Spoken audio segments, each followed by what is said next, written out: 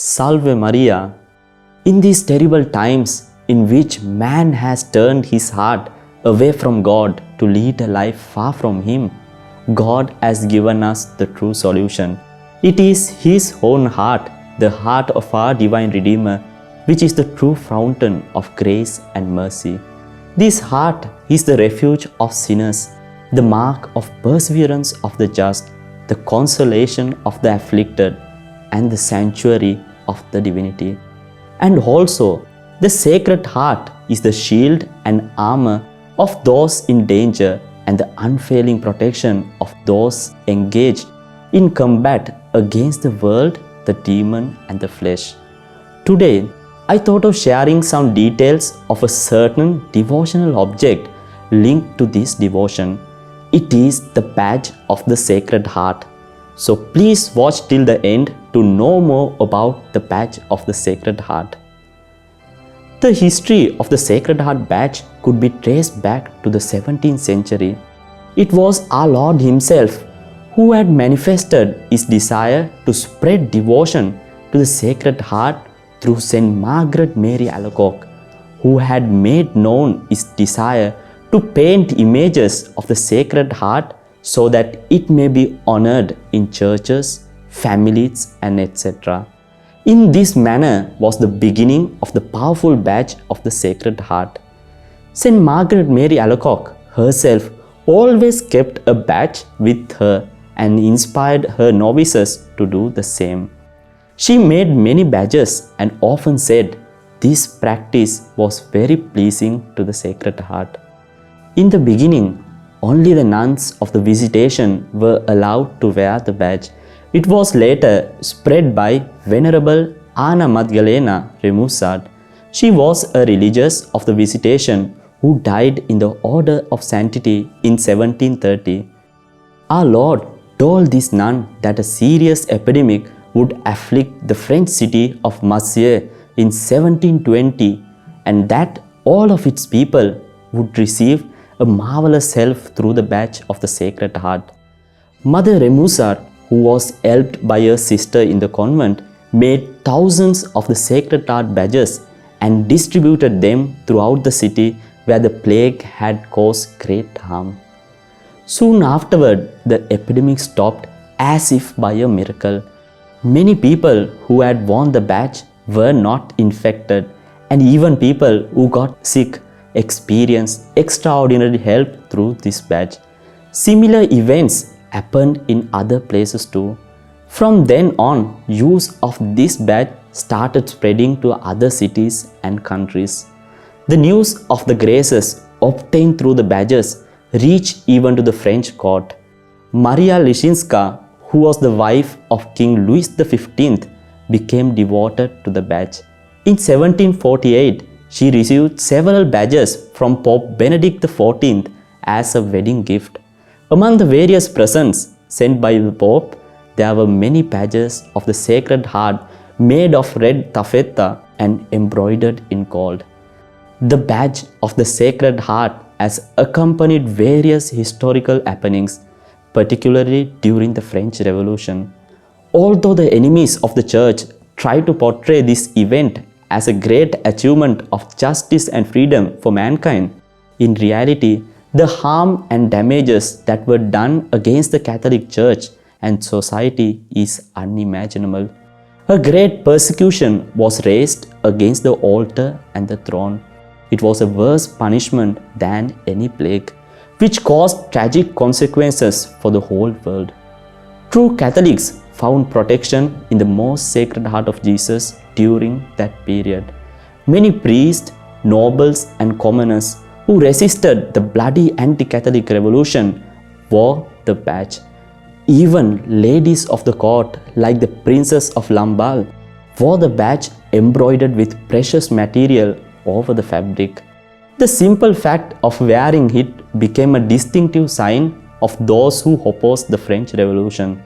The Chouans, who were heroic Catholics from Mayenne that had resisted the impious French revolutionaries of 1789, fought against them with energy and religious ardor, embroidered the badge of the Sacred Heart on their clothes and banners. They shaped it as a coat of arms to reaffirm their Catholic faith and wore it as a symbolic armor for defense against enemy attacks. Pope Pius IX was a great pope who lived a life of sanctity. His love towards the Sacred Heart devotion and the badge was such that we could even call him as the Pope of the Sacred Heart. In 1870, a Roman lady who wished to know the opinion of the Holy Father Pius IX about the badge of the Sacred Heart of Jesus presented him with one. Touched by the sight of this emblem of salvation, the Pope approved the devotion and said, "It was an inspiration from heaven." And thanks to him, this badge has a special blessing, unlike any other devotional object. He granted a special blessing to all the badges of the world that would be made in the future. He said that he wanted that Satan be unable to cause any harm to those who wear the badge, a true symbol of the adorable heart of Jesus. Therefore, this badge has a special privilege. Anyone who makes a Sacred Heart badge does not require to get it blessed by a priest, because by this blessing of Pope Pius IX, all badges are automatically blessed once they are made. The Sacred Heart badge is usually depicted with an image of the Sacred Heart. Although there is a great variety of inscriptions found in many badges, the most common inscription that is found in the greatest number of badges is, "Seize the heart of Jesus is with me," and down, "Sacred Heart of Jesus, thy kingdom come." Therefore, let us make a firm resolution to be fervent devotees of the most adorable heart of our Divine Redeemer, whose heart was pierced to save humanity. So let us also embrace this valuable habit of having the Sacred Heart badge always and practicing the first 9 Fridays devotion. As we have already dealt on this subject in a previous video, I kindly invite you to watch this video to know more about this devotion. Our Lord promised to Saint Margaret that He shall obtain to those who practice devotion the grace to depart this life peacefully, receiving the final sacraments. The following is a true story related by Christine Trollinger that attests to this fact. It happened in the USA. Mike, who was a brother of Christine, had been serving in the ranks of the US Marines in Vietnam. One day, their family received the shocking news of the death of Mike. Later, it was found out that Mike was not dead but alive. In reality, Mike was just recovering from a minor wound. Bill, who was also another brother of Christine, joined the service in order to take the place of Mike so that he may be able to send Mike to a safer place or even to accompany him in the combat. Christine says that her father made all the children of the family, including Mike and Bill, to practice the first 9 Fridays devotion. Before Bill left home for the last time, his father gave him a badge of the Sacred Heart. On the very first day he reached Vietnam, Mike was terribly struck by a landmine and was severely wounded. Mike was taken for medical treatment and Bill had continued on the battlefield.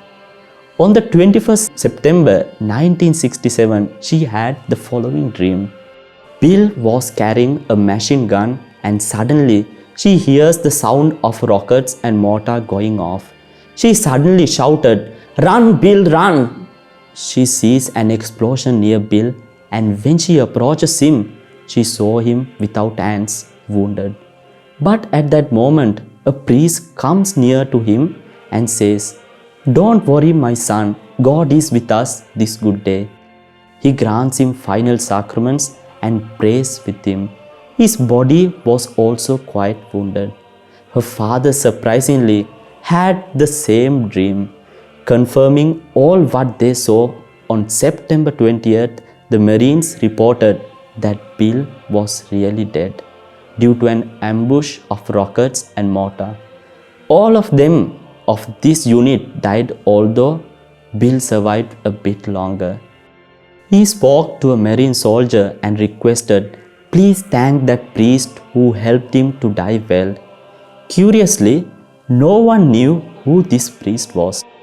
After many years had passed, a certain friend of Christine sent an email, and it was about a certain chaplain who served in Vietnam.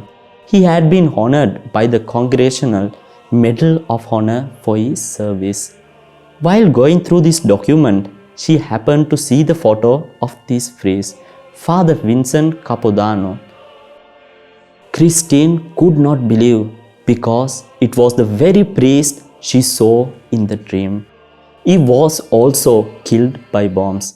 The best part is that he died 17 days before Bill's death, and she came to know while reading about him that he had the habit of encouraging others, saying, "God is with us this good day."